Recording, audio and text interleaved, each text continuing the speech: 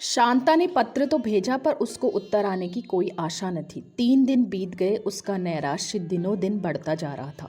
अगर कुछ अनुकूल उत्तर न आया तो उमानाथ अवश्य ही उसका विवाह कर देंगे, यह सोचकर शांता का हृदय थरथराने लगता था। वह दिन में कई बार देवी के चबूतरे पर जाती और नाना प्रकार की मनोतियाँ करती। कभी शिवजी के मंदिर में जाती और उनसे अपनी मनोकामना कहती। सदन एक क्षण के लिए भी उसके ध्यान से न उतरता। वह उसकी मूर्ति को हृदय नेत्रों के सामने बैठाकर उससे कर जोड़कर कहती, प्राणनाथ, मुझे क्यों नहीं अपनाते? लोक निंदा के भय से। हाय, मेरी जान इतनी सस्ती है कि इन दामों बिके। तुम मुझे त्याग रहे हो, आग में झोंक रहे हो, केवल इस अपराध के लिए कि मैं सुमन की बहन हूँ। यही न्याय है? कहीं तुम मुझे मिल जाते, मैं तुम्हें पकड़ पाती, फिर देखती कि मुझसे कैसे भगते हो। तुम पत्थर नहीं हो कि मेरे आंसुओं से न पसीजते। तुम अपनी आंखों से एक बार मेरी दशा देख लेते तो तुम्हें फिर दया आ जाती। तुमसे रहा न जाता, हाँ, तुमसे कदापि न रहा जाता। तुम्हारा विशाल हृदय करुणाशून्य नहीं हो सकता। क्या करूं? तुम्हें अपनी चित्त की दशा कैसे दिखाऊं? चौथे दिन प्रातःकाल पद्म सिंह का पत्र मिला। शांता भयभीत हो गई। उसकी प्रेम अभिलाषाएं शिथिल पड़ गई। अपनी भावी दशा की शंकाओं ने चित्त को अशांत कर दिया। लेकिन उमानाथ फूले नहीं समाये। बाजे का प्रबंध किया, सवारियां एकत्रित की, गांव भर में निमंत्रण भेजे, मेहमानों के लिए चौपाल में फर्श आदि बिछवा दिए। गांव के लोग चकित थे। यह कैसा गौना है? विवाह तो हुआ ही नहीं, गौना कैसा? यह समझते थे कि उमानाथ ने कोई न कोई चाल खेली है। एक ही धूर्त है। निर्दिष्ट समय पर उमानाथ स्टेशन गए और बाजे बजवाते हुए मेहमानों को अपने घर लाए। चौपाल में उन्हें ठहराया। केवल 3 आदमी थे, पद्म सिंह, विट्ठल दास और एक नौकर। दूसरे दिन संध्या समय विदाई का मुहूर्त था। तीसरा पहर हो गया, किंतु उमानाथ के घर में गांव की कोई स्त्री न दिखलाई देती। वह बार बार अंदर जाते, तेवर बदलते, दीवालों को धमका कर कहते, मैं एक एक को देख लूँगा।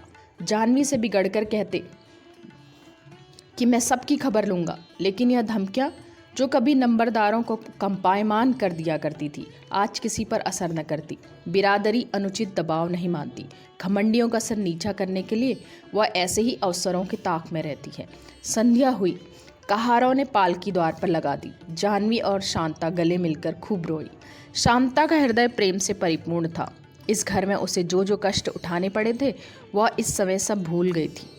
इन लोगों से फिर भेंट न होगी, इस घर के फिर दर्शन न होंगे, इनसे सदैव के लिए नाता टूटता है, यह सोचकर उसका हृदय विदीर्ण हुआ जाता था। जानवी का हृदय भी दया से भरा हुआ था। इस माता पिता विहीन बालिका को हमने बहुत कष्ट दिए, यह सोचकर वह अपने आंसुओं को रोक न सकती थी। दोनों हृदयों में सच्ची निर्मल कोमल भाव की तरंगें उठ रही थी। उमानाथ घर में आए तो शांता उनके पैरों से लिपट गई और विनय करती हुई कहने लगी, तुम ही मेरे पिता हो, अपनी बेटी को भूल न जाना। मेरी बहनों को गहने कपड़े देना, होली और तीज में उन्हें बुलाना। पर मैं तुम्हारे 2 अक्षरों के पत्र को ही पाकर अपने आप को धन भाग समझूंगी। उमानाथ ने उसको संबोधित करते हुए कहा, बेटी, जैसे मेरी और 2 बेटियां हैं, वैसी ही तुम भी हो। परमात्मा तुम्हें सुखी रखे। यह कहकर रोने लगे। संध्या का समय था। मुन्नी गाय घर में आई तो शांता उसके गले से लिपटकर रोने लगी। उसने 3-4 वर्ष तक इस गाय की सेवा की थी। अब वह किसे भूसी लेकर दौड़ेगी, किसके गले में काले डोरे से कौड़ियाँ गूंथकर पहनाएगी। मुन्नी सिर झुकाए उसके हाथों को चाटती थी। उसका वियोग दुख उसकी आंखों से झलक रहा था। जानवी ने शांता को लाकर पालकी में बैठा दिया। कहारों ने पालकी उठाई। शांता को ऐसा मालूम हुआ कि मानो वह अथाह सागर में बही जा रही है। गांव की स्त्रियां अपने द्वारों पर खड़ी पालकी को देखती थी और रोती थी। उमानाथ स्टेशन तक पहुंचाने आए। चलते समय अपनी पगड़ी उतारकर उन्होंने पद्म सिंह के पैरों पर रख दी। पद्म सिंह ने उनको गले लगा लिया। जब गाड़ी चली तो पद्म सिंह ने विट्ठल दास से कहा, अब इस अभिनय का सबसे कठिन भाग आ गया। विट्ठल दास, मैं नहीं समझा। पद्म सिंह, क्या शांता से कुछ कहे सुने बिना ही उसे आश्रम में पहुंचा दीजिएगा? उसे पहले उसके लिए तैयार करना चाहिए। विट्ठल दास, हाँ, यह आपने ठीक सोचा, तो जाकर कह दूं? पद्म सिंह, जरा सोच तो लीजिए, क्या कहिएगा? अभी तो वह यह समझ रही है कि ससुराल में जा रही है। वियोग के दुख में यह आशा उसे संभाले हुए, लेकिन जब उसे हमारा कौशल ज्ञात हो जाएगा तो उसे कितना दुख होगा। मुझे पछतावा हो रहा है कि मैंने पहले ही वे बातें क्यों न कह दी। विट्ठल दास, तो अब कहने में क्या बिगड़ा जाता है। मिर्जापुर में गाड़ी देर तक ठहरेगी, मैं जाकर उसे समझा दूंगा। पद्म सिंह, मुझसे बड़ी भूल हुई। विट्ठल दास, तो उस भूल पर पछताने से अगर काम चल जाए तो जी भर कर पछता लीजिए। पद्म सिंह, आपके पास पेंसिल हो तो लाइए, एक पत्र लिखकर सब समाचार प्रकट कर दूं। विट्ठल दास, नहीं, तार दे दीजिए, यह और भी उत्तम होगा। आप विचित्र जीव हैं, सीधी सी बात में इतना आगा पीछा करने लगते हैं। पद्म सिंह, समस्या ही ऐसी आ पड़ी है, मैं क्या करूं। एक बात मेरे ध्यान में आती है, मुगल सराय में देर तक रुकना पड़ेगा, बस वहीं उसके पास जाकर सब वृतांत कह दूंगा। विट्ठल दास, यह आप बहुत दूर की कौड़ी लाए, इसलिए बुद्धिमानों ने कहा है कि कोई काम बिना भली भांति सोचे नहीं करना चाहिए। आपकी बुद्धि ठिकाने पर पहुंचती है, लेकिन बहुत चक्कर खाकर। यही बात आपको पहले न सूझी। शांता ड्योढ़े दर्जे के जनाने कमरे में बैठी हुई थी। वहां 2 ईसाई लेडियां और बैठी थी। वे शांता को देखकर अंग्रेजी में बातें करने लगी। मालूम होता है यह कोई नवविवाहिता स्त्री है। हाँ, किसी ऊंचे कुल की है, ससुराल जा रही है। ऐसी रो रही है मानो कोई ढकेले लिए जाता हो। पति की अभी तक सूरत न देखी होगी। प्रेम कैसे हो सकता है। भय से हृदय कांप रहा होगा। यह इनके यहाँ अत्यंत निकृष्ट रिवाज है। बेचारी कन्या एक अनजान घर में भेज दी जाती है जहाँ कोई उसका अपना नहीं होता। यह सब पाशविक काल की प्रथा है, जब स्त्रियों को बलात् उठा ले जाते थे। क्यों भाई जी। शांता से, ससुराल जा रही हो। शांता ने धीरे से सिर हिलाया। तुम इतनी रूपवती हो, तुम्हारा पति भी तुम्हारे जोड़ का है। शांता ने गंभीरता से उत्तर दिया। पति की सुंदरता नहीं देखी जाती, यदि वह काला कलूटा हो तो। शांता ने गर्व से उत्तर दिया। हमारे लिए देवतुल्य है, चाहे कैसा ही हो। अच्छा, मान लो तुम्हारे ही सामने 2 मनुष्य लाए जाएं, एक रूपमान हो और दूसरा कुरूप, तो तुम किसे पसंद करोगी। शांता ने दृढ़ता से उत्तर दिया, जिसे हमारे माता पिता पसंद करें। शांता समझ रही थी कि दोनों हमारी विवाह प्रथा पर आक्षेप कर रही हैं। थोड़ी देर के बाद उसने उनसे पूछा, मैंने सुना है आप लोग अपने पति खुद चुन लेती हैं। हाँ, हम इस विषय में स्वतंत्र हैं। आप अपने को माँ बाप से बुद्धिमान समझती हैं। हमारे माँ बाप क्या जान सकते हैं कि हमको उनके पास रहना पसंद है या नहीं। हमें उनकी पसंद किए हुए पुरुष से प्रेम होगा या नहीं। तो आप लोग विवाह में प्रेम मुख्य समझती हैं। हाँ, और क्या, विवाह प्रेम का बंधन है। हम विवाह को धर्म का बंधन समझती हैं। हमारा प्रेम धर्म के पीछे चलता है।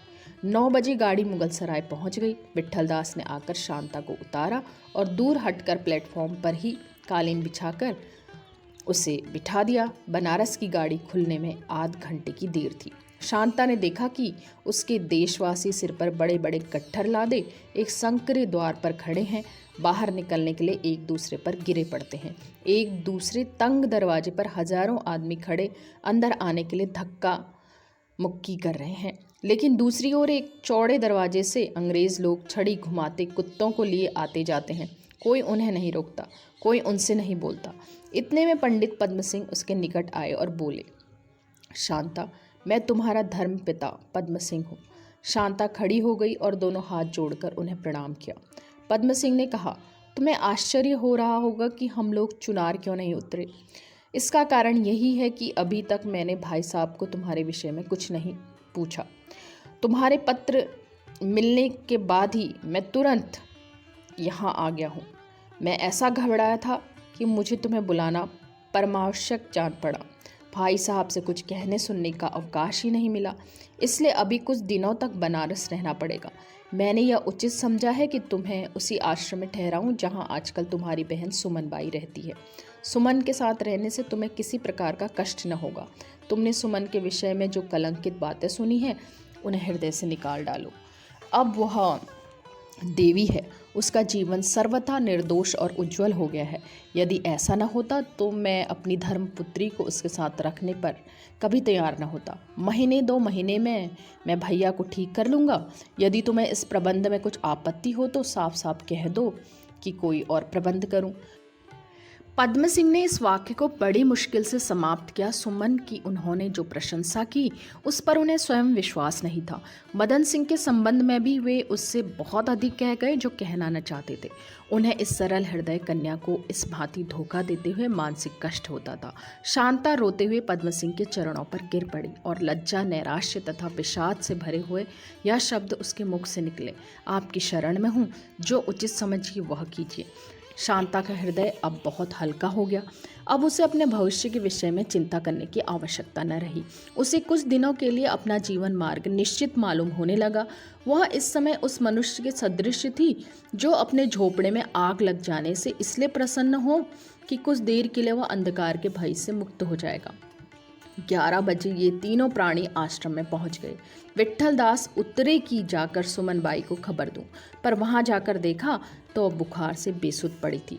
आश्रम की कई स्त्रियां उसकी शुश्रूषा में लगी हुई थी। कोई पंखा चलती थी, कोई उसका सिर दबाती थी, कोई पैरों को मल रही थी। बीच बीच में कराहने की ध्वनि सुनाई देती थी। विट्ठल दास ने घबराकर पूछा, डॉक्टर को बुलाया? उत्तर मिला, हाँ, यह देखकर अभी गए हैं।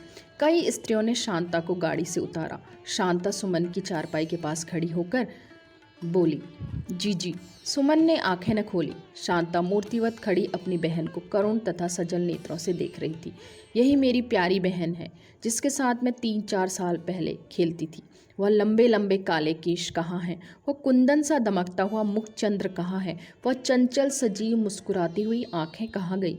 वह कोमल चपल गात, वह इंगूर सा भरा हुआ शरीर, वह अरुण वर्ण कपोल कहाँ लुप्त हो गए? यह सुमन है या उसका शव अथवा उसकी निर्जीव मूर्ति? उस वर्णहीन मुख पर विरक्ति, संयम तथा आत्मत्याग, निर्मल शांतिदायिनी ज्योति झलक रही थी। शांता का हृदय क्षमा और प्रेम से उमड़ उठा। उसने अन्य स्त्रियों को वहां से हट जाने का संकेत किया और तब वह रोती हुई सुमन के गले से लिपट गई और बोली, जी जी, आंखें खोलो। जी कैसा है? तुम्हारी शांति खड़ी है। सुमन ने आंखें खोली और उन्मत्तों की भांति विस्मित नेत्रों से शांता की ओर देखकर बोली, कौन शांति? तू हट जा, मुझे मत छू। मैं पापिन हूँ, मैं अभागिन हूँ, मैं भ्रष्टा हूँ। तू देवी है, तू साध्वी है। मुझसे अपने को स्पर्श न होने दे। इस हृदय को वासनाओं ने, लालसाओं ने, दुष्कामनाओं ने मलिन कर दिया। तू अपने उज्ज्वल स्वच्छ हृदय को उसके पास मत ला। यहाँ से भाग जा। वह मेरे सामने नरक का अग्निकुंड दहक रहा है। यम के दूत मुझे उस कुंड में झोंकने के लिए घसीटे लिए जाते हैं। तू यहाँ से भाग जा।